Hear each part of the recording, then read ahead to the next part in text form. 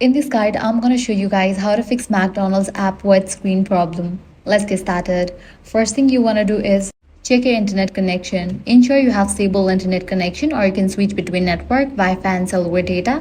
Also, you can enable airplane mode for about 30 seconds, then disable it. This will refresh your network. Next, check for app updates. So head over to App Store or Play Store, search for McDonald's. Once app appears, if you see the option of update, click on it. Next up, clear cache for the app. So launch settings, go to general, go to iPhone storage. From the list of apps, find McDonald's and launch it. Click on Upload app, confirm it. If you're using Android device, press and hold on the McDonald's app, select the option App Info, go to Storage, then click on Clear Cache and confirm it. Likewise, head back to the main page of settings, scroll all the way down, go to Apps, search for McDonald's. Once it appears, make sure you have enabled location option over here.